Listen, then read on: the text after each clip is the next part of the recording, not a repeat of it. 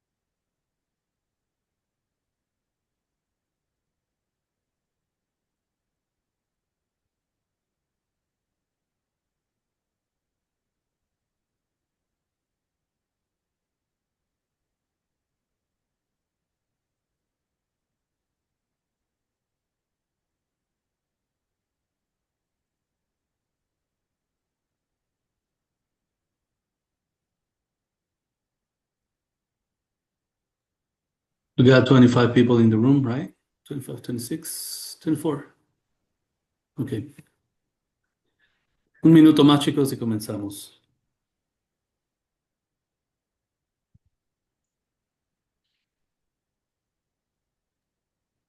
Listo. Bueno, por respeto a todos, vamos a dar inicio. Mi compañera Karen, ¿cómo están? Buenas tardes a todos. Buenas tardes, bienvenidos. Me alegra que se hayan conectado a tiempo. Estamos felices de tenerlos aquí nuevamente, como cada lunes, en nuestro coaching call para todos aquellos que están súper, súper comprometidos, súper motivados en aprender el idioma inglés, en usarlo en su día a día, en dominar esta segunda lengua y así después dominar otra tercera y así nos vamos con los idiomas. Pero bueno, hoy tenemos un invitado especial y en un momento lo vamos a presentar. Solamente quiero por aquí darle lugar, darle la voz a mi compañera Karen para que les explique lo que tiene que ver con una pequeña app para aquellos que requieran visualizar la interpretación, la traducción simultánea en su o con lo que son los subtítulos, ¿de acuerdo? Así que le dejo tantito la voz a Karen para que les explique. Muchas gracias.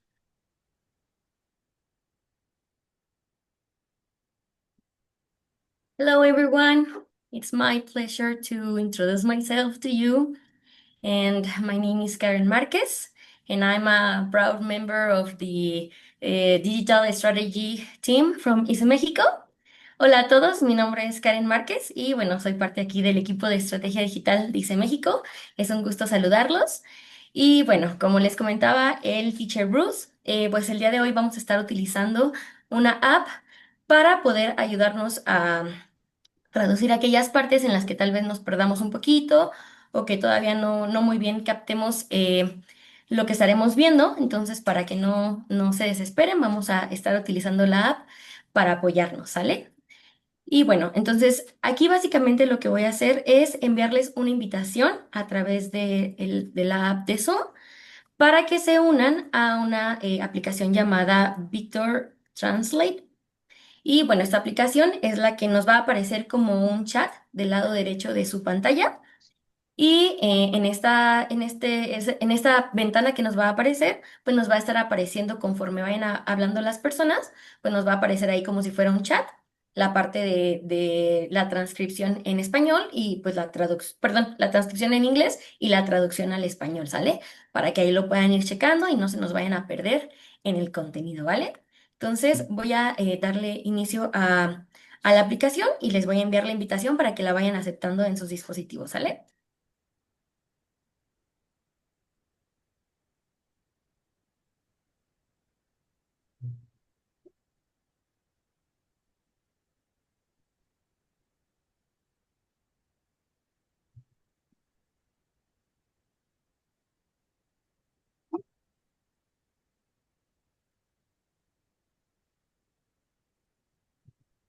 ¿Listos? Y por ahí me van apoyando a irla aceptando para que también ya lo tengan en su pantalla, ¿sale?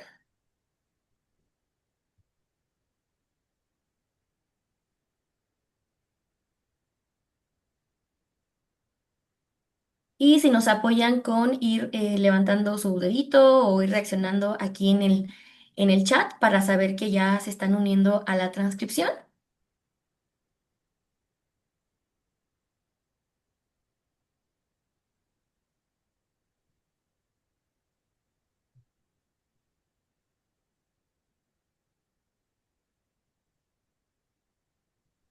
O Karen, cabe mencionar que ahí la opción que les va a dar es bilingüe o bilingual para que les aparezcan tanto en inglés como en español.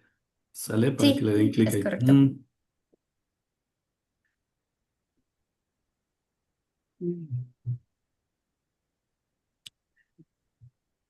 Muy bien, por favor, pongan un dedito de like ahí en el chat, los que indíquenos quienes ya pudieron abrir el de Victor Translator y que ya le dieron a aceptar, por favor.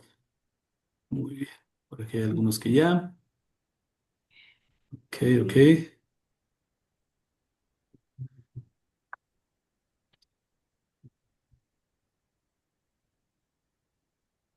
Listo. En celular va a ser un poquito complicado, si están en celular, es un poco complicado. Si no, de cualquier manera, miren, no se preocupen, la sesión queda guardada, después va a estar en YouTube y ahí podrán revisarla también con calma, con subtítulos, con traducción. Así que no se preocupen si no pueden, lo importante es prestar toda la atención, estar activos en lo que es la sesión del día de hoy con la participación del Dr. Tom.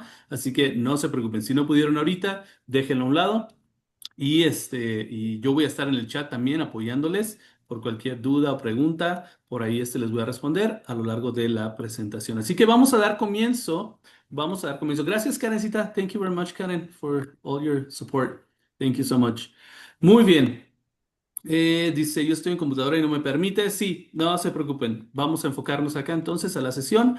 No se preocupen, vamos a hacer todo lo posible para que, bueno, vamos a hacer lo que se tiene que hacer para que después en la sesión que se queda guardada, que se queda en la playlist, puedan ustedes con calma darle otra repasada y ver lo que se comenta el día de hoy. Ok, damos acceso a Gilberto y listo. Very good. Jalil sí pudo. Muy bien. Ok. Pues sin más ni más, voy a comenzar en español, ¿ok? Voy a comenzar en español y después voy a hacer la presentación formal en inglés para dejarle la voz a Tom Cox. Buenas tardes, buenas a todos, una vez más, bienvenidos, bienvenidas a este coaching call. Es un honor para mí presentar a nuestro ponente invitado, Tom Cox. Tom Cox es un intérprete de lengua de señas americana que es ASL, las siglas en inglés, con una destacada trayectoria en el ámbito educativo, comunitario y profesional.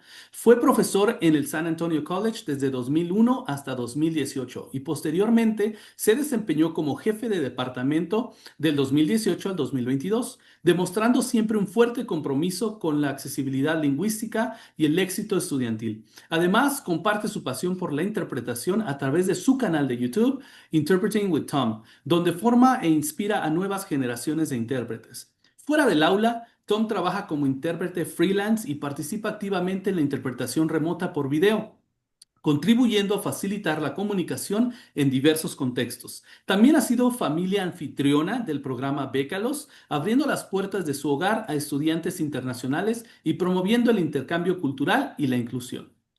It's my pleasure to introduce our guest speaker today, Tom Cox. Tom is a highly experienced ASL and English interpreter with an impressive career that spans education, community service, and professional interpreting.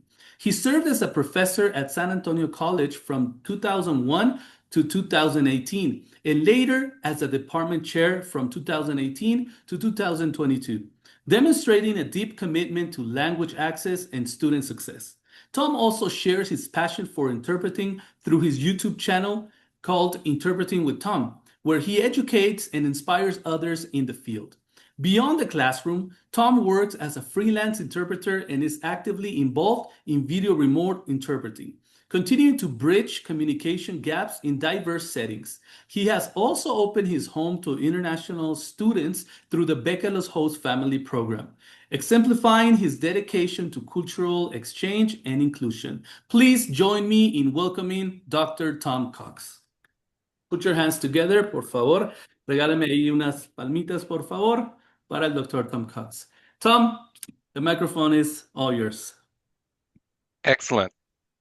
Thank you very much, Bruce, for that introduction. And also, Garan, thank you for your work behind the scenes tonight. So, the rest of the presentation is going to be in English, whether that could be for good or for bad. We'll figure that out later. Um, I have a lot of information to share with you tonight, but I want to say up front, I'm not married to getting through every single slide that I have prepared. If we get interested in another topic along the way, or if there are questions about something that you want to know more about, we can certainly go where the conversation leads us. So we'll share all of this information with you after the presentation is over, and a lot of this information is um, structured in a way that you could go through it on your own. So if we don't get through all 200 something slides, which I'm pretty sure that we won't, that's not going to be a problem. All right, so let's just get going. What I'm going to talk about tonight is the fact that you may know more English than you realize. And I can explain that by um, talking about how English and Spanish have so many cognates and why they have so many cognates, and also going back and visiting something about the Greek and Latin roots of English and also Spanish and many of the other languages that are spoken. So here's just a little bit about my background. Bruce already explained all of this, but there is my email address. You're welcome to make note of that and reach out to me anytime you have questions. Also, the Interpreting with Tom YouTube channel, while it is focused on students who are learning to use American Sign Language and English as their interpreting languages, you will find that resource beneficial because much of that is would be great English source material for you to listen to a native speaker of English. So just because it's geared for students of ASL and English interpreting, it would also be an excellent resource for people building their English language set. Also, like Bruce said, I was at San Antonio College since 2001. I retired in 2022.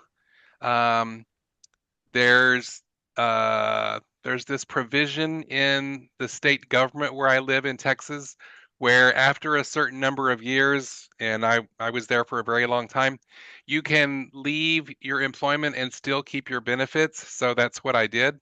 So now I work full time as a freelance interpreter from home, and we're in my studio right now. This is where I work. Um, but I still have the same insurance and health coverage and benefits that I had when I was working at the college.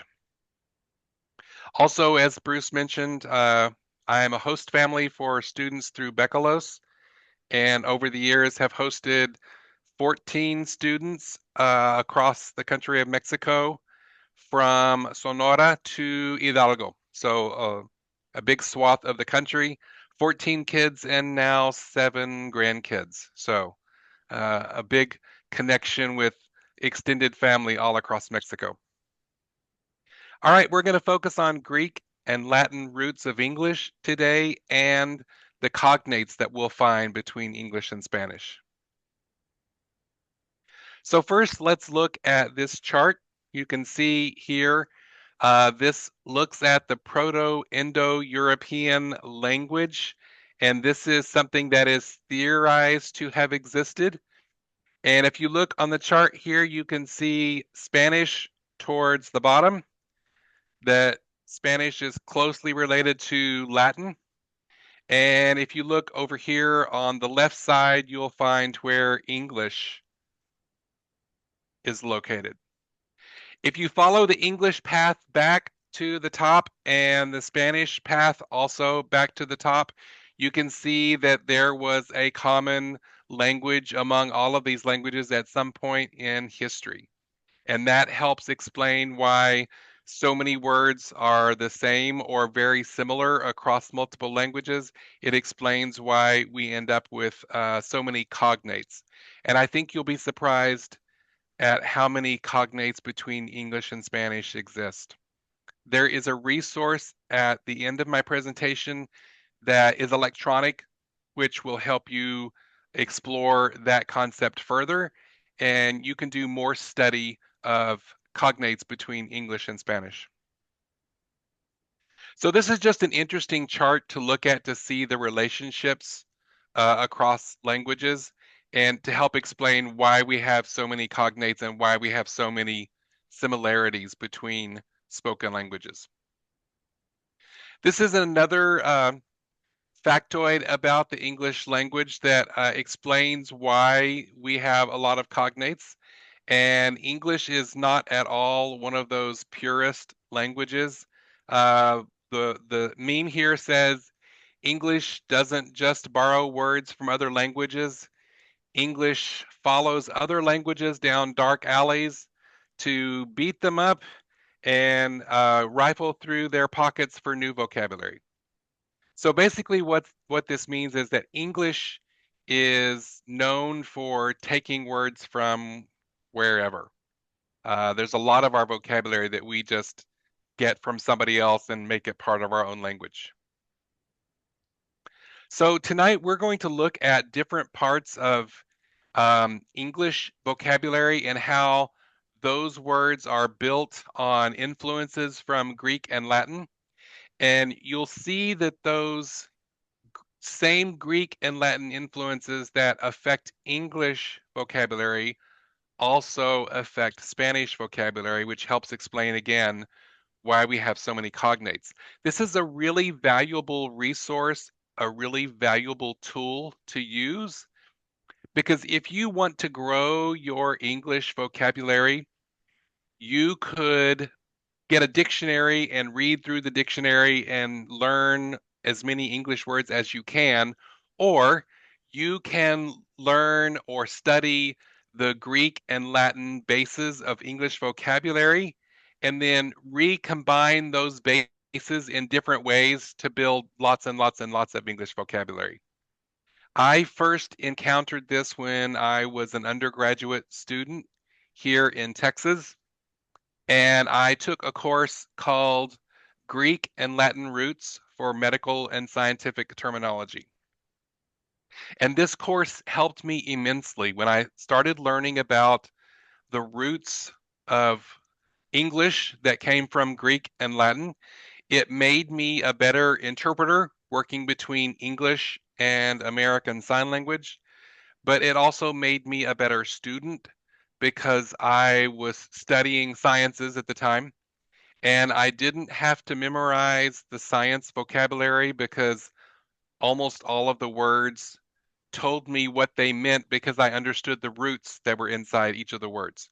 So this is a very powerful tool that can help you build your English vocabulary very quickly and also will help you start to see those connections between English and Spanish, possibly in places that you didn't realize there were connections. So we're going to look at Greek and Latin bases. Those are just parts of words. And then affixes, things that are added onto those. The prefixes are added into the front of the word. The suffixes are added into the back of the word.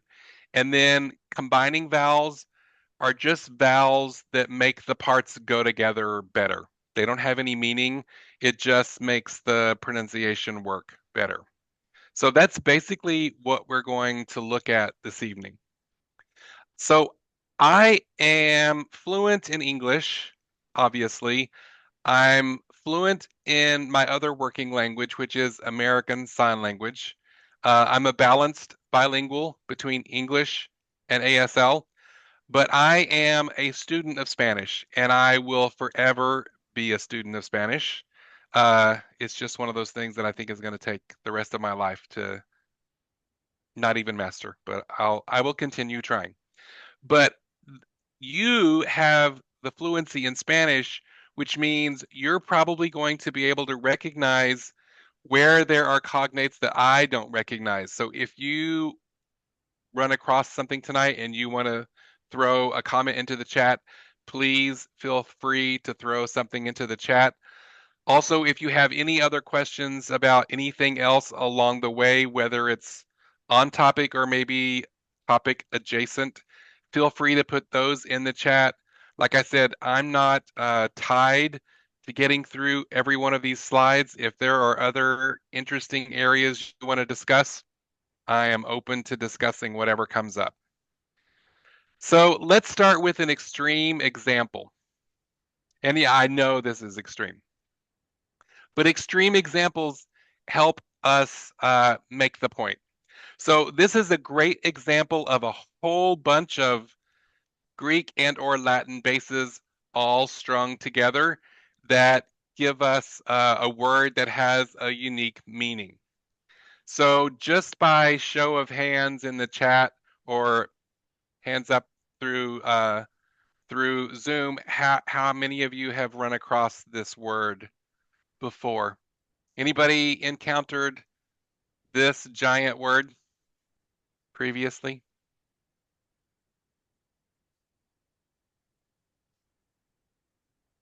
All right, let me take my attempt at pronunciation for you.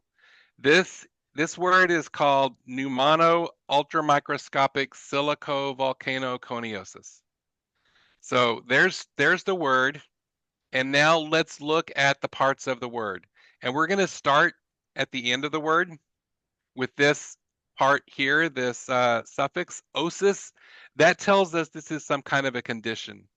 And you remember I told you I first encountered these concepts of Greek and Latin bases when I was taking the course that was related to medical and scientific terminology. This is a medical condition. So osis tells us that it's a condition. It involves the pneumono, which are the lungs, and ultra microscopic kind of all goes together. So microscopic just means small. Ultra just adds to that, meaning it's really, really small. So it's a lung condition caused by ultramicroscopic, really small particles of silicon dust from a volcano. So pneumono ultramicroscopic silicovolcanoconiosis. It's a condition of the lungs caused by someone inhaling, breathing in really tiny particles of silicon dust that came out of a volcano. All right. So again, this is an extreme example. Certainly not all of English words are built like this or look like this, but this makes a point of showing you what we're going to talk about tonight, how these little pieces get put together and how they contribute to the meaning of words. So Bruce and Karen, how are we doing so far? Are there any questions in the chat we need to deal with, or are we still doing okay? Yeah, we're doing okay. Somebody, when you asked a question about the meaning of this term, this long word, somebody said that it sounded like a bacteria. So, It it and, uh-huh, I could see that. It does have those characteristics. yeah, yeah, basically, everything else is doing well. All right. So the way I've structured the rest of the presentation is I've divided some key English vocabulary into the areas of math and science, and then just a general topic. So we're going to go through those lists now. And this is the part where it can be very interactive.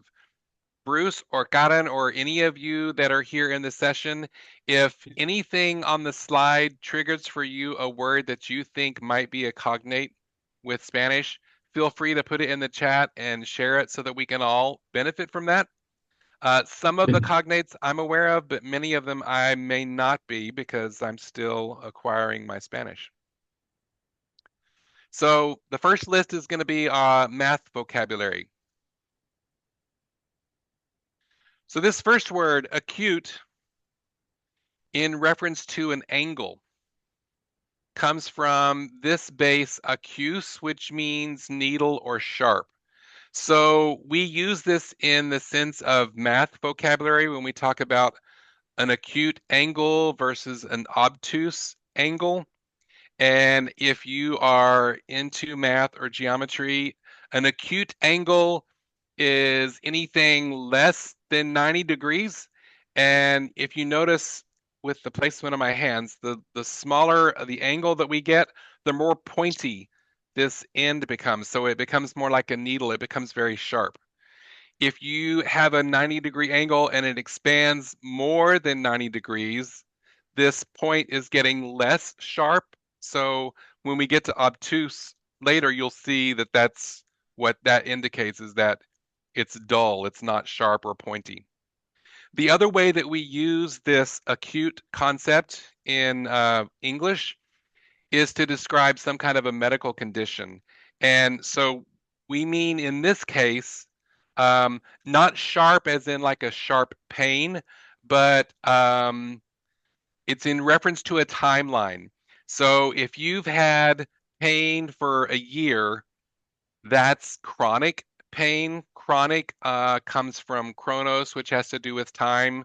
The word chronology comes from that. But if you have pain that just happened like a week ago, it just started for no reason, that's called acute pain because it happens at a very precise point, a very sharp place on a timeline. So it's not been going on a long time. It just started like yesterday or last week. It's recent. So acute as in a pointy angle, or acute as in within a very narrow period of time. So next we're going to look at bisect. So bi has to do with two, and sect is to cut or divide. And so when you bisect something, you cut it into two pieces. In English, we also talk about insects or bugs, and it's because their bodies are presented in sections. Calculus, everybody knows about calculus. It's one of the advanced math areas that people study. Calculus also means stone, and it comes from the fact that we used to use stones as placekeepers or markers to represent a certain value of whatever it was we were counting. The word circumference comes from the base circum, which gets us to a circle, and fare to carry. And in English, we have the word ferry, which is like a boat that carries cars and passengers from one place to another across water. So it's that same base to carry, but circumference is the measurement around something, all the way around a circle. Diagonal, if we look at how that's broken down, the prefix dia is through and gonia is at an angle. So something that's diagonal, it goes through at an angle. Diameter is another interesting one. Again, dia is through and metron has to do with the measurement. So if you ever are confused about which one is the radius and which one is the diameter, diameter is the measurement all the way through a circle, and the radius radiates out from the center just to one edge. So the radius is going to be half of a diameter. Diameter is the measurement through. The radius starts in the center of a circle and radiates out to one edge. Equilateral. Equilateral. So this comes from these parts. Lateral, laterus has to do with side, and this first part has to do with equal. An equilateral triangle is a triangle where all three of the sides are the exact same length. Equilateral. And then integer. Integer, the first part of that is a negation, and tanger is to touch. And this has to do with the representing that these are whole numbers. They have not been touched, as in, split into not to being not whole numbers or fractions or parts of numbers. So integers as in whole numbers. Intersection, the first part of this is between and among, and secar again is to cut. So the intersection is, we use that word to talk about where two streets cross over each other or cut across each other. You can also talk about where two sets of data maybe intersect with each other and have a common shared value in between them.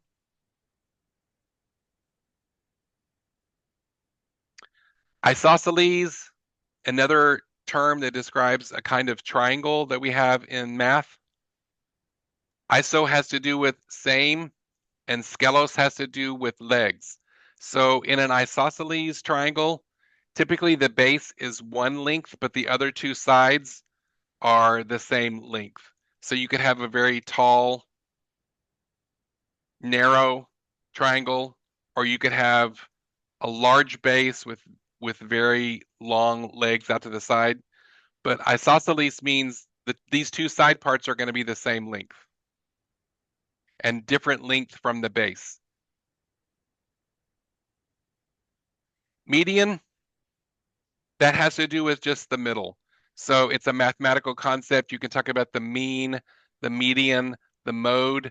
Also in English, if you have a road that goes one direction this way and the other direction this way, the piece in the middle is called the median.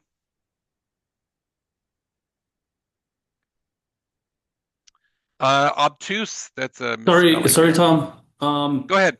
You just mentioned that the medium is in English when there's a road with two directions, and the Yes. area that's in the middle, that usually or typically in many cities, it has like trees or plants or something like that, right? That's It called the median? the part in the middle is called the median. Yeah. Okay. Right. Yeah, Yeah. in Spanish. Okay, good. Thank you. Is that a cognate? Medium, not really, no, because in Spanish we call it camellón, right? Like yeah. The part in the middle? Yeah, uh-huh. Okay. Obtuse. So we talked earlier about the acute angle less than 90 degrees. An obtuse angle is more than 90 degrees. And this obtusus has to do with blunt or dull. So again, once you get bigger than 90 degrees, this point right here is getting less and less sharp. So it's becoming blunt or dull. Octave. This just has to do with the number 8. So an octave in music is a scale of 8 notes. An octopus has 8 legs. An octagon has 8 angles because gon means angle. The perimeter comes from peri, which is around, and metron again to measure. So the perimeter is the measurement around something. Also, if you have ever seen a movie with a submarine, the thing that they look through is called a periscope. It comes up and it lets you look around. So the peri is around and scope is to look. Like microscope and telescope and periscope all have that base scope in there. Symmetric. So sim means together or jointly, and metron again to measure. So if something is symmetric, it can be measured together. And basically, there are a lot of structures in biology where you have bilateral symmetry. There are some organisms that have radial symmetry, so it's a different kind of symmetry, but comes from the measurement together. Tangent, this is a math term, but we also use it in general vocabulary in English. It has to do with to touch.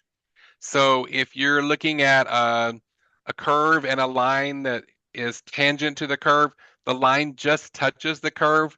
But also if we talk about this this is my subject, but you keep sort of missing the point and going over here and talking about something else. In English, we would say you've gone off on a tangent.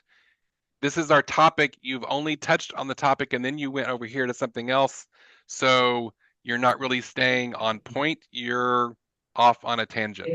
Actually, in Spanish, Tom, we also have an expression similar when somebody doesn't want to, or somebody avoids, talking about that subject or that matter that we're discussing, right? Because it's uncomfortable for him or represents something negative for him or her, right? We say, ya te fuiste por la tangente, right? So you took a different Yeah. direction, right? So, Yeah. Very good. exactly. So that's all of the words that I put together for the math area. We're going to transition into some science vocabulary. Just to check in real quick, are there any questions or comments, or anybody want to throw out any cognates they might have observed in that math section? Chicos, si alguien quiere, identificó algunos cognados también, palabras que usamos en español y que son similares a las que mostró Tom, pueden ponerlo aquí en el chat o pueden, comentar o hacer alguna pregunta. Incluso si quieren, también desviarnos un poco del tema y preguntar algo, diferente, sin problema, Tom puede responderlo, ¿ok? Para que tengan toda la confianza. Tom, Sergio says that it's very interesting that by instinct he listens to your expressions, and at the same time he reads some other lines in English and others in Spanish here on the translator. So it's his brain is like working, like so hard, and he's like so active right now, all his senses. Yeah. So I have to tell you about an experience I had in Monterrey. It's probably 4 or 5 years ago now. I was there for a conference that was discussing the rights of deaf children to have access to education in Mexico. And so the languages of the conference that week were spoken English and spoken Spanish and American Sign Language and Mexican Sign Language. So I was functioning in 4 languages for this whole conference, and only 2 of which I was fluent in. So it was definitely a mental challenge and very exhausting that week to be functioning in 4 languages constantly and switching back and forth and trying to figure everything out. Yeah, it's actually how do you call it? It's those exercises that are designed for the brain, to keep it healthy. It's I don't know, we call it in Spanish gimnasia cerebral, all that. So I don't know in English the term, but yeah. So it works. Mental gymnastics. Mental gymnastics, that's right. Maireti says, oh, he said Monterrey. I identify that word clearly when you said Monterrey, right? So got that one. Good, Maireti. Yeah. This is also pretty typical of any evening at my house when we're watching television, because we have four of the young men from Mexico living in my house right now. The television is always either in Spanish language with English subtitles, or English language with Spanish subtitles, or sometimes English with English and Spanish with Spanish. So we've always got spoken and printed reinforcement of whatever it is that's going on. Awesome. All right. Any other questions about what we've covered so far, or anything else in general?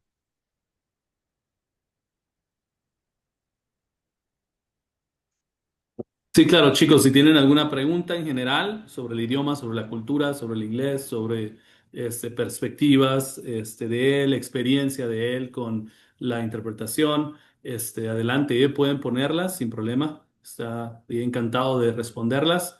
Y pónganlas aquí en los comentarios, en el chat, los pueden poner. ¿De acuerdo? O pueden levantar la mano y les damos acceso también para que la puedan hacer en inglés si quieren, o en español, y les interpretamos también. ¿De acuerdo? Así que siéntense a gusto con estos ejercicios. Yeah, I just mentioned the same as you did, right? To feel free to ask, and also if they have a question, they can raise their hand, and we can open the microphone for them, and we can have a nice conversation here. Absolutely. Okay, Gabriela Madrigal says if he can give us more information about the program where he is a host, I guess I think is the YouTube channel probably. Yeah, or I don't Uh, know what. I think maybe the Bekalos host family Ah, program. okay. Oh, okay. So that was a program that was in effect at my college between 2014 and 2018. It's no longer in operation at my college, Bruce. I don't know if it's in No, ya operation in no. Canada or anywhere anymore. Is it No, no, done? no, no. Bécalos de esa manera como lo teníamos, as we had it before, it's not operating anymore. Yeah. So era un programa, chicos, era un programa para pues varios subsistemas de universidades tecnológicas y politécnicas también. Entonces, con ellos enviaban alumnos. We used to send students to abroad, right? Basically to United States and Canada. Pero ya no se hace. It's not longer in operation. So, Mm, yeah, yeah. sadly. I wish it were still in existence. It was an incredible program. Yeah, exactly. Me too, me too. Dice Julio Reséndiz, ¿cómo preguntar términos químicos, por ejemplo, de maquinaria que ofrece un proveedor? How do I know how to ask using um, chemistry terms, for example, about machinery that a supplier provides? Something related to that in that field, maybe he's asking for cognates or for words that are related to the field of the machinery. So I think the But resources at the end of the presentation, there is a slide that has maybe three or four or five, I don't remember exactly. It has a few electronic resources that will point you to databases where you can search specific vocabulary and find how that can be used in okay, whatever field you're in. ok. Sí, Julio, por ahí para todos va a dejar unos recursos al final, digitales, unas ligas para que puedan acceder a más terminología de las diferentes áreas. Mayreti pregunta, Bruce, ¿puedo preguntar algo muy fuera del tema? Mayreti is asking if she can ask, she's requesting if she can ask something like out of this topic. Um, Oh, but Mairet, is it from Open English? You can ask me here in the chat and I'll answer you directly. All right, so you may continue, Tom. Okay, Yeah. so we'll go into the science vocabulary now. All right, so the first word we're going to look at is absorption. Ab has to do with away from, and sorber is to suck up. So when a sponge absorbs water, it absorbs water away from the surface that it's on. So if you use a sponge or a cloth to clean up water from a table or a counter, it's absorbing or sucking up the water away from where it was. Absorb. We also have a dessert, kind of like ice cream, called sorbet, which I think we pretty much stole from French. Is there a cognate in Spanish for something like that? Do you use sorbet Chicos, at all? ¿hay alguna palabra que ustedes identifiquen, algún término como survey, como para el helado? This is for an ice cream, you said? It's I ice like a cream drink. related. Yeah, Okay, it's es como relacionado no, con la it's nieve. Mm. yeah. In Texas we would call it a raspa. Yeah, yeah. What do we have here? It's a raspa. It's kind of like raspado, right? It's a smoothie. The ice with the flavor. Yeah, yeah, exactly. Right. Yeah. So agnathans, this is a category of organisms or animals. And the A here again is a negation, and the nath part has to do with jaw. So agnathans are organisms that don't have a jaw structure. They don't have a Sorry, jaw. Tom. There's a question. This one has to do Yes, with English. It's not related directly to the topic, but it's Mayret is okay. asking. She clarified it, and she's asking that because in the platform where all these students are working on, it's Open English, and she gets a mistake or she gets an error when she uses cost and costs with S. Hmm. So she wants to know like the difference between cost and costs. or why is it she's asking why she can't use it in a plural or in a singular form. I can answer her, but I would like you to do it. Well, from my experience, it's always better to ask a technical grammatical question from somebody who's studied the language as a second language rather than somebody who's acquired it as a first. But I I can give it a go. The Yeah, yeah. singular, you talk about how much something uh, is going to cost. It's different than if you talk about um, a list of multiple items that have cost. So if you're planning a party, the costs, plural, might include what you're going to spend for the drinks and the food and the music and the decorations. Those are the costs Hmm. associated with your party because there's multiple, there's more than one. But the singular form is cost, and how much does something cost? What is the cost of all of the items? I wouldn't say what are the costs. You could say what are the costs of the party? Bruce, Oh, okay. what's your take? Yeah. Well, basically, as we have studied on this, it's that we just have like it doesn't matter if it's a sum of all the prices, right? The amounts spent, it's one Hmm. cost, right? Yeah, If she spent it like in one how to say one time in one moment, it's the cost of everything, right? yep, But you can also make it plural costs, right? When you spend it in several moments, it has to do yep, with the moments when you spend it, right? Yeah, I'll yep. explain it right here in the chat also in Spanish. But yeah, thank you, Tom. That was You're wonderful. welcome. Excellent. All right, amphibian. So this comes from the prefix or the base amphi, which has to do with both. And then bian is just something that's living. So an amphibian is like a frog or a salamander that can live in the water and on the land. So it's can live in both places. Anhydrous, this first part, an is a negation, so it makes whatever that is not. And then hydor has to do with water. So anhydrous is something that's not wet, it's dry. Antibiotic. The anti is against, and the biotic pertains to something that's being alive. So antibiotic is a medication that's a cognate in Spanish, I think. It's something that you take whenever you have a bacterial infection, but not a viral infection, because according to the strict definition, viruses are not alive. So for a virus, you wouldn't take an antibiotic. You would only take an antibiotic for a bacterial infection.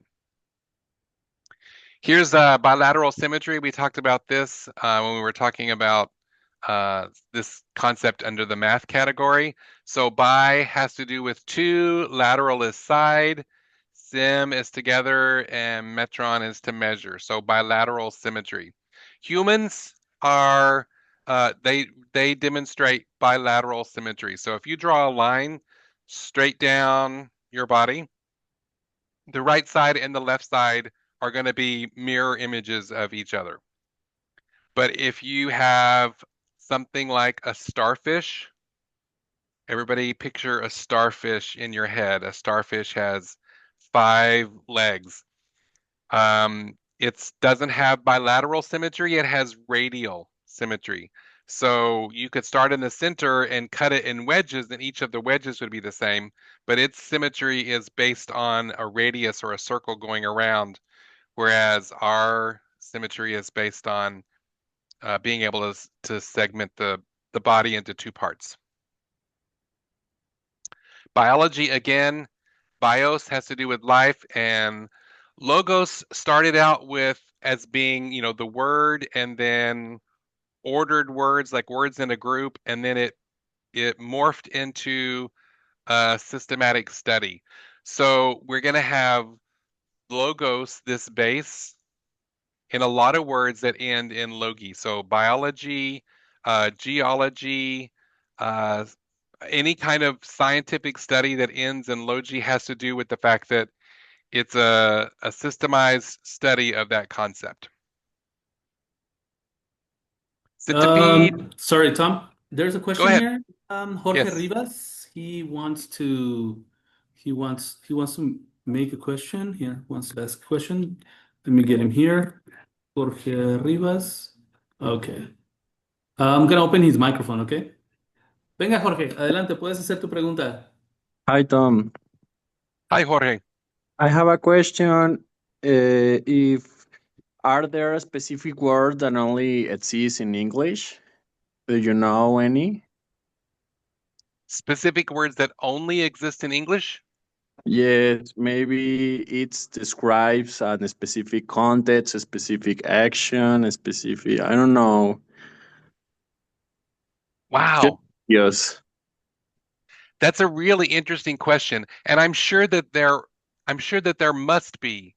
But again, as someone who acquired English as a native user, we don't typically study the language in that way. Okay. There's bound to be words that are just English words. But if you go back to that family tree thing of all the connected languages that we showed in the beginning, you can see that there is a strong influence of all of the languages to each other and to previous iterations of languages going back in history. So there's a lot of overlap, but there has to be some that are specific to a specific language. I know as a student of Spanish, people tell me sometimes when I learn a new Spanish word, they will say this is a word that this word does not exist in English. So perhaps it's a word that only exists in Spanish. One that I can think of is like, I don't remember the word, Bruce, but when you buy a shirt and this is like the first time you've worn the shirt, what is that word? In English? In Like Spanish. estrenar. So this Estrenar. is It's right. The first time I've worn this. We don't have that concept in English. I don't have a word for that. estrenar. Another It's a verb, right? another In Spanish, one yeah. hmm another word that we don't really have an easy way of getting at is cuñado. Uh-huh, Okay. cuñado. Yeah, we don't have an easy way to say that in English. We need to put three words in Yeah, together, right? we have to explain what it is. Yeah. Brother-in-law. There's a word that has become like popular in the last few years that it's accountable or accountability, right? Uh-huh. There's because we're using it in Spanish as well. In Spanish, we're using the same term. We say, "Oh, tienes que ser accountable," right? Uh-huh. So that term, it's not like an equivalent, exact equivalent in Spanish because we have responsible, right? But Uh-huh. um, accountable, it's taking action, right? Not Yeah. only being responsible, but also taking action for something that you decided on, or that it's your responsibility. So that Yeah. word, it's only in English. So we Yeah. adapted, we use it in Spanish. Nice. Sí, Okay. Jorge, esa palabra. Thank you, teacher, both of you. You're No welcome. problem, Jorge. Okay. So centipede, everybody knows what a centipede is, yes? Cente has to do with the count for 100 and ped has to do with foot. So a centipede is one of those insects that's got like like hundreds of legs, which has also hundreds of feet at the end of them. Centipede. So we also, our word for century is related to this space. And it seems like it's a very close relative, if not a cognate to Spanish, possibly for 100. It's very similar. So chondrichthyes, this is a type of fish, a type of marine animal, and the chondra part has to do with cartilage, and the ichthyes gets us to fish. So basically, there's two kinds of fish in the ocean. There's a kind that has cartilage, and there's a kind that has bones. And the chondrichthyes are the cartilaginous fishes. So a shark does not have any bones in its body. A ray, like a mantarraya, they don't have any bones. They're all cartilage. And then something like a tuna is going to have bones. So there's chondrichthyes, the cartilaginous fishes, and then osteichthyes, fishes with bones, because oste is bone. Combustion comes from com, which is with, together, jointly, and urere, which is to burn. So combustion. Concentration, again, con or com, with, together, jointly, and then centrum for center. So something is concentrated. If we talk about when you're studying English or Spanish, you're trying to focus on that thing. You're very concentrated on that.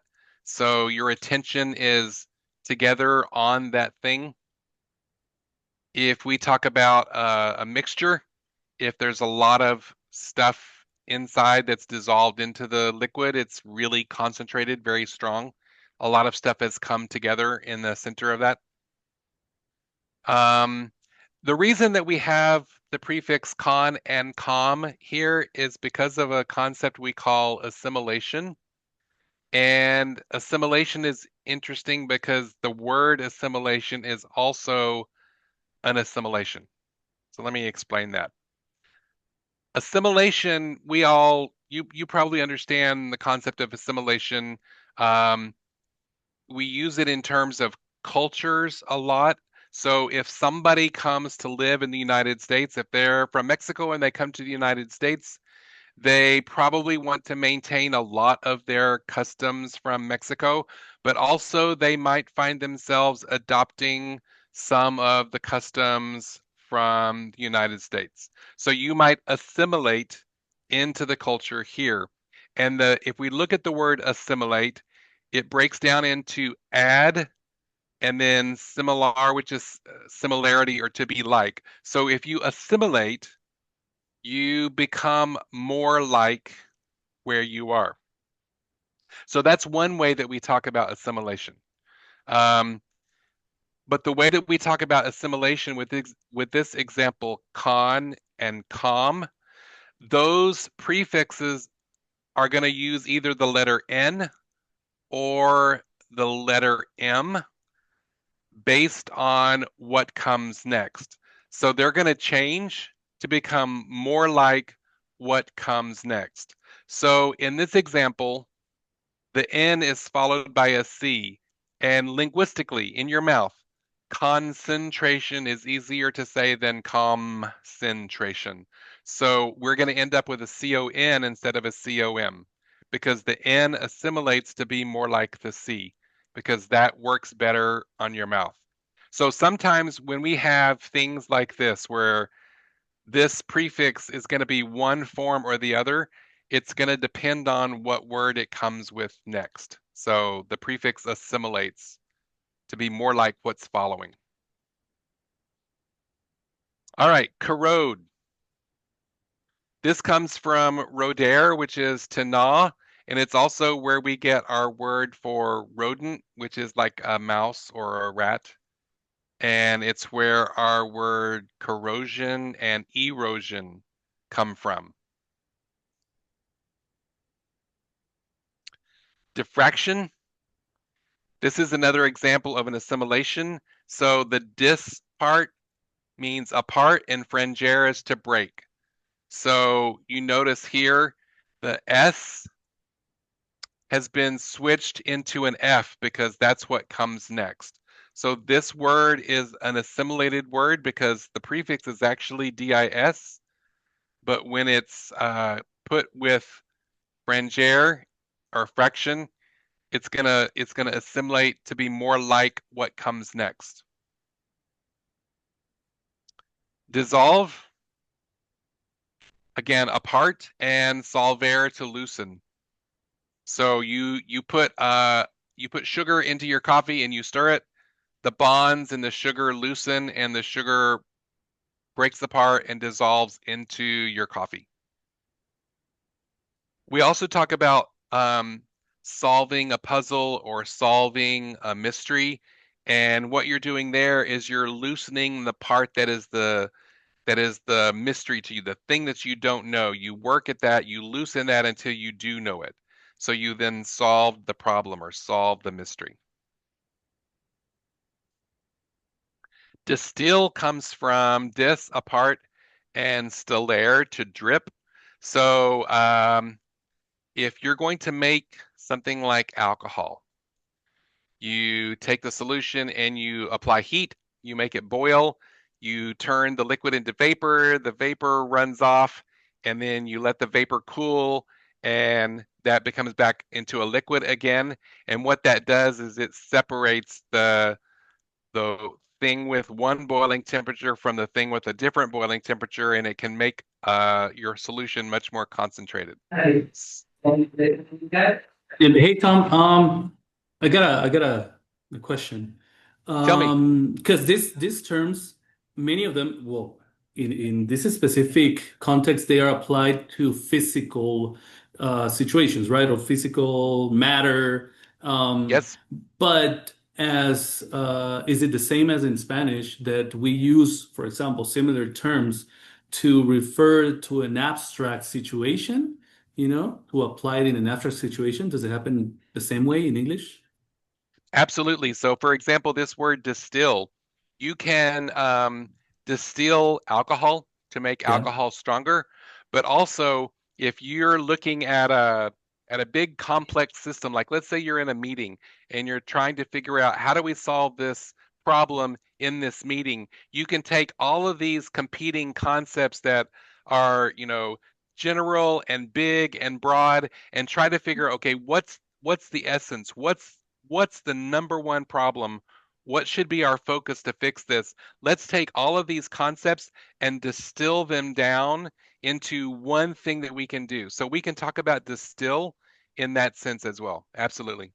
Okay, but it's just but we have to become familiarized with um the terms that are really being used, right? Because sometimes we might sound like strange or awkward. If we use one, no matter if it has a correct how to say if we're using it correctly, right, in the situation or in this abstract situation correctly, but it's not commonly used among native speakers, right? And we might sound awkward. Is that also something that might happen, right? If we're not. Absolutely. Uh-huh. Mhm.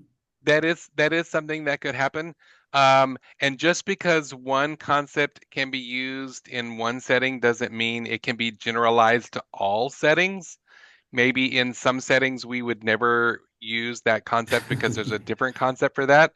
And Yeah. that's just a risk that you're going to take anytime you're working across your second or your third or not your first language. That's just going to happen. Okay. Um, yeah. But you know what? The risk is you're going to sound like a non-native speaker, but I just have to tell you, there are lots of native speakers that would make the same mistake or might not know the term or might not know how to generalize the term to another setting. So they might also sound like a non-native speaker, even though they are native speakers. That's So, true. Okay. Good point. Thank you. yeah. So one of my favorite teachers when I was in grad school, this was in when I was getting my master's degree. My master's is in applied linguistics. So it's all about how you acquire a second language, how you learn a second language, how you teach a second language. But my professor was Dr. Gorsuch, and English and Japanese were her two working languages.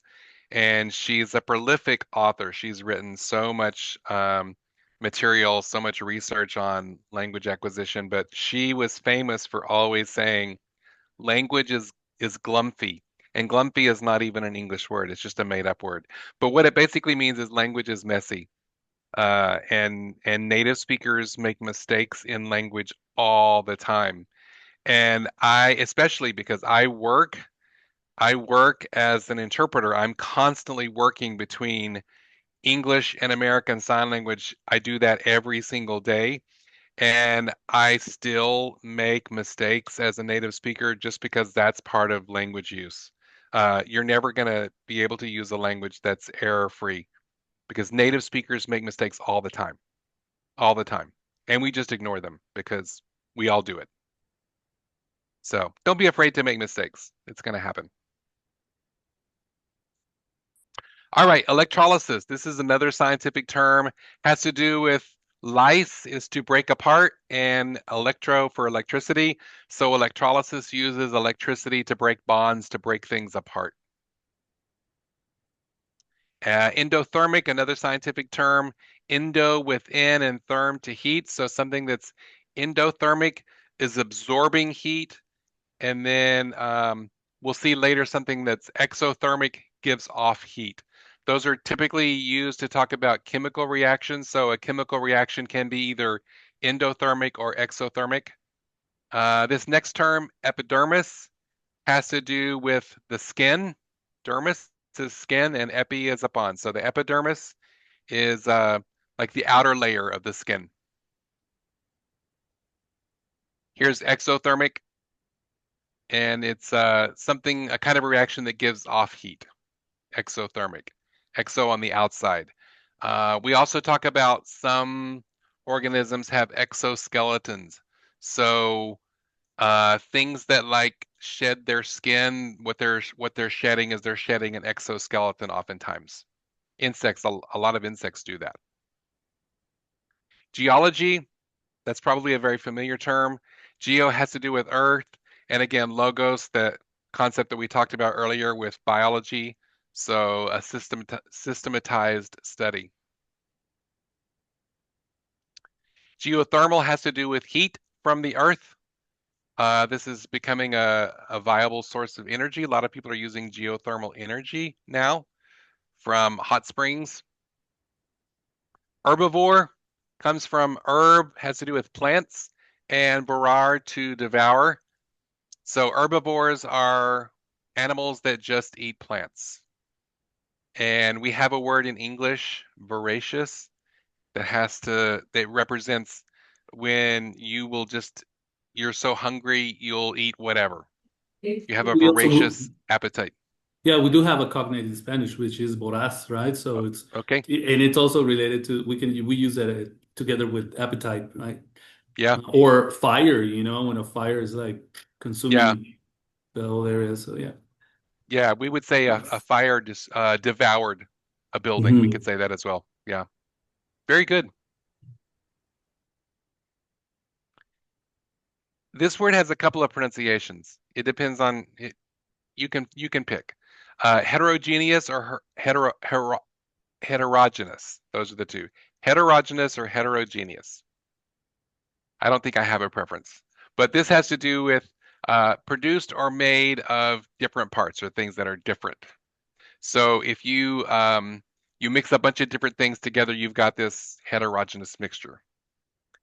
Like a community of people from a lot of different places.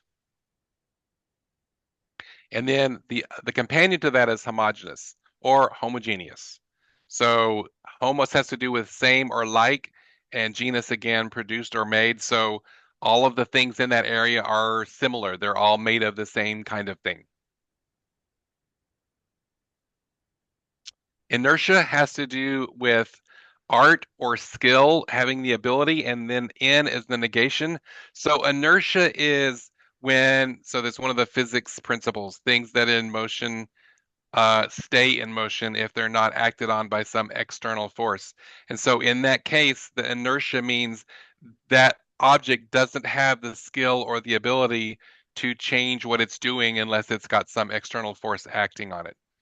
So in a vacuum, if you start something moving, it's going to stay moving in that direction at that velocity forever unless some outside force acts on it. And that's what that concept of inertia is. Isomer, iso is the same, and meros has to do with parts. So isomers is a compound that's made up of all the same parts of something. Kinetic, the concept of kinetic has to do with movement. And this is where we get our word cinema. Also, there's a field of study called kinesiology that looks at how the body moves.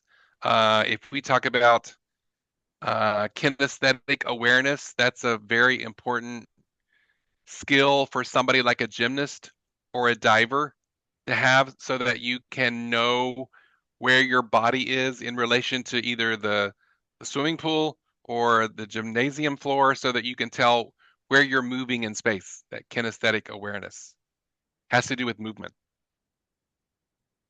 And kinetic energy is energy of movement. So it's different than potential energy. It's a kinetic energy. Ligament has to do with ligare, to bind. And ligaments are things that bind your joints together. They hold your bones together. So ligare, to bind. Lipid has to do with fatty substances, and lipos has to do with fatty. If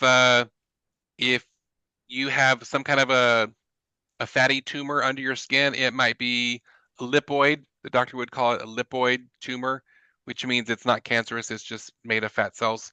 Or if you go to the doctor to get liposuction to make yourself thinner, that's what they do, is they just make an incision and they actually suck out fat cells, fat tissue from wherever, what part of your body you're getting fats removed from. Lubricant comes from lubricus, which has to do with slippery. Lysosome, lyse, to break apart, and soma is a body. And lysosomes are things that break things apart. Soma, we talk about soma a lot in English. Soma has to do with the body. We can talk about something being somatic, related to the body, or if something is psychosomatic, it's an illness where you're not really sick, you just think you are. You think you have these symptoms, so it's a psychosomatic issue. It's not an actual physical issue with your body. Miscible has to do with to mix. So miscere, to mix. If things are miscible, they can be mixed together. If we negate it, we put the im in front of that, it can be immiscible. So it's not capable of being mixed together. Monomer, again, mer has to do with parts, and monos is one, alone, single. So earlier we talked about polymers that are multiple things together. Monomers, they're all one kind of thing. They're the same thing. It's just one type. Omnivore, we talked about herbivore earlier, vorare, to devour.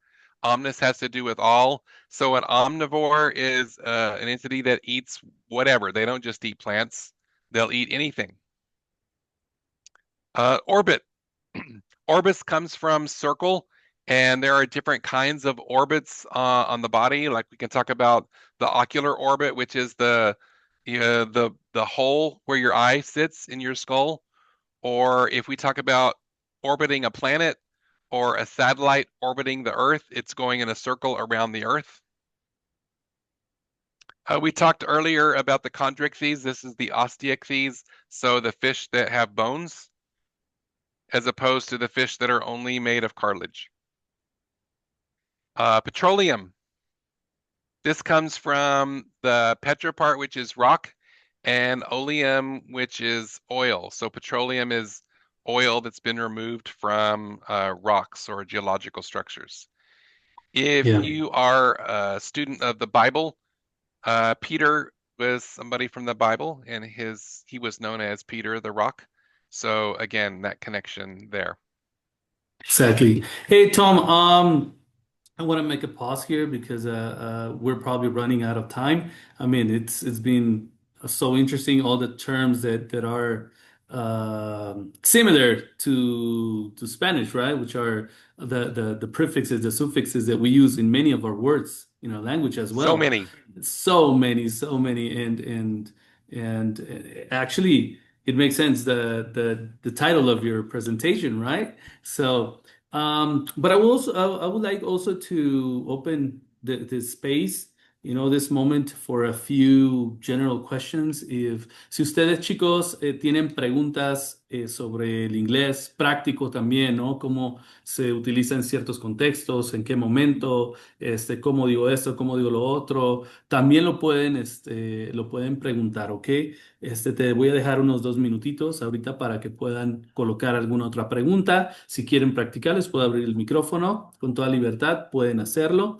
Así que, I'll give some time, Tom, so maybe somebody wants to ask a question, wants to try, he's not afraid of trying. He wants to go beyond his limits, right? And he can learn something new, or he can achieve something today, right? He can achieve part of that goal that he's or she's looking for, she's seeking, right? With all this open English program in the language that they're studying. So since every Monday we are motivating them to, to not stop practicing, not stop going to different resources. There are many resources online now.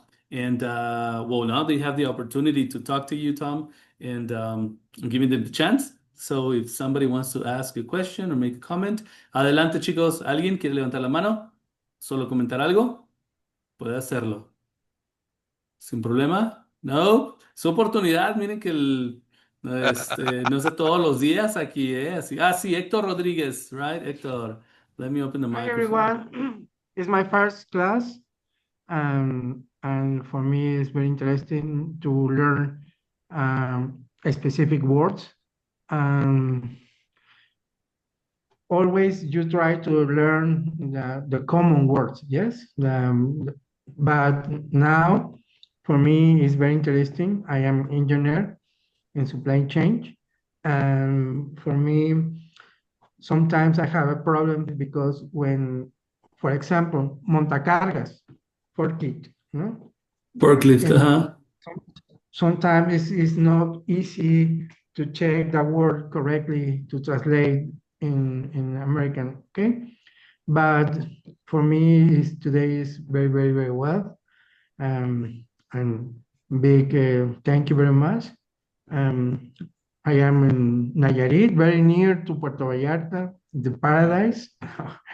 But thank you. I appreciate the class today. In 1998, 1999, I visit San Antonio because in San Antonio was, I don't know today, but the computer dev had a big warehouse and sent to Mexico the computer dev. And we going every month to San Antonio to check all the terms about the supply chain in Mexico. But Very good. okay. Okay. Excellent. Thank you. Thank you, Hector. It's all. Un aplauso para Héctor que se animó. Sí, eso. Vamos a quitarnos el miedo. Por aquí levanten la mano, por favor. Dele, levanten la mano y. Ok, Aurea. Aurea wants to participate. Ok. Karen también. Muy bien. Vamos a activar el micrófono a Aurea. Hello, teacher. Hello.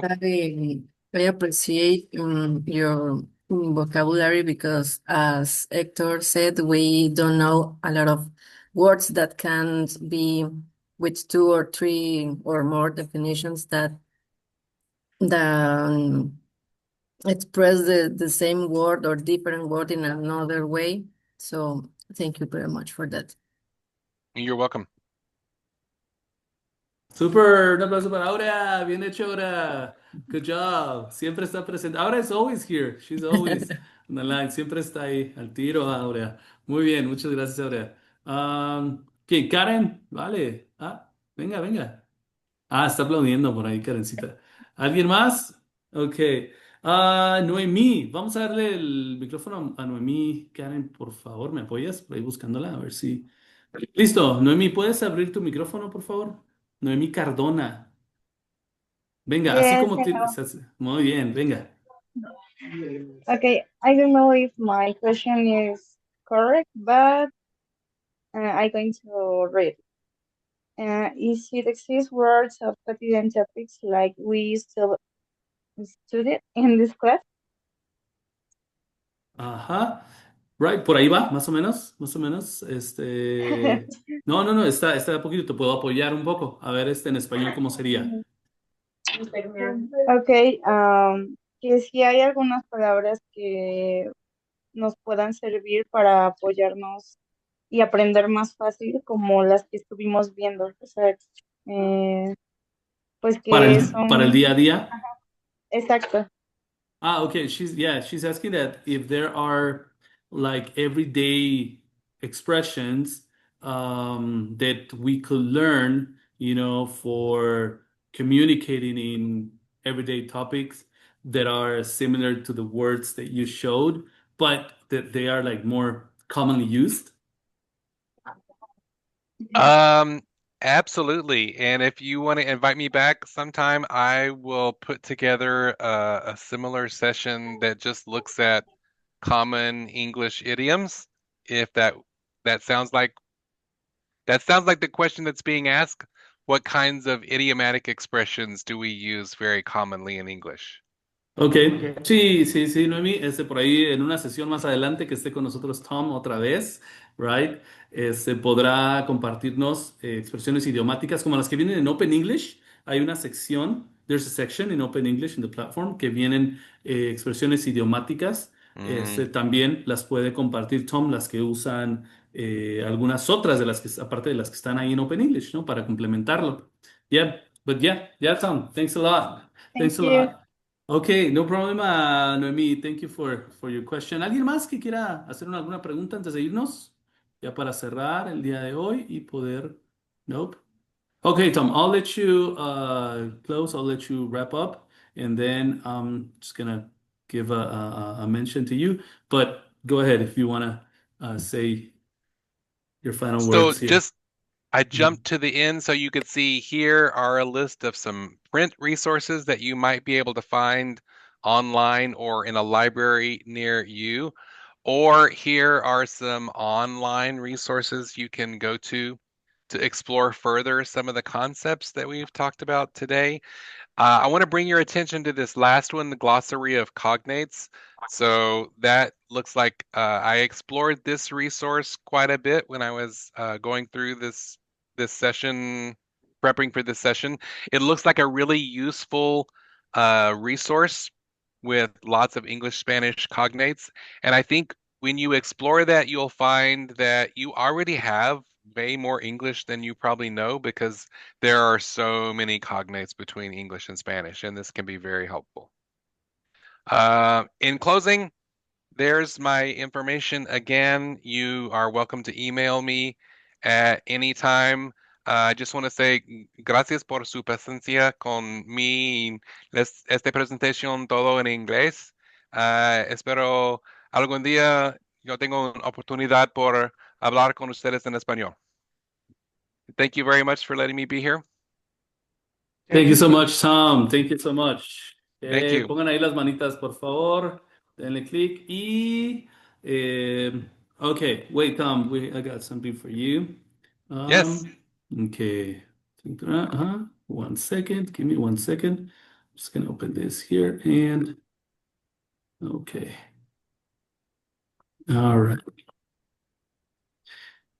Muy bien. Can you all see my screen? ¿Pueden Ooh, ver? very nice. Ok, pues muchísimas gracias, Tom, por tu participación. ICE México otorga el presente reconocimiento al Dr. Tom Cox por su valiosa participación en el Coaching Call con el tema You Know More English Than You Realize, firmado por nuestro director general, el Dr. Cristian Gabriel Ríos Rodríguez, y por aquí por el área del Department of English Language. Thank you very much, Tom. I hope to have you here again sometime soon. And gracias a todos, chicos, por estar participando el día de hoy, por estar presentes. Y pues bueno, seguiremos por ahí con algunas otras estrategias más adelante, los próximos lunes, estrategias de estudio, estrategias de aprendizaje, los que son nuevos, que apenas hoy llegaron, bienvenidos. Y pues vean los videos de la playlist, ahí manejamos ya algunas estrategias para que ustedes pues se mantengan enfocados, se mantengan motivados y también se quiten los miedos, ¿no? Del intentar hablar, del aprender. Y algunas recomendaciones vienen por ahí. Seguiremos trabajando en esto los siguientes lunes. Así que, pues cerramos la sesión el día de hoy y recuerden 3 cosas. I always tell them 3 things, Tom. Be good, be safe, be happy, right? So, Excellent. thank you, Tom. Un abrazo, Tom, que estés muy bien. Y a todos por venir. Muchas gracias. Cuídense. Have a nice Thank you. Monday Thanks so much, evening. Bruce. And No, Karen, pues thank sí. you. Gracias, Karen, también por tu apoyo. Nos vemos Adiós, a chicos. todos. Bye bye. Okay.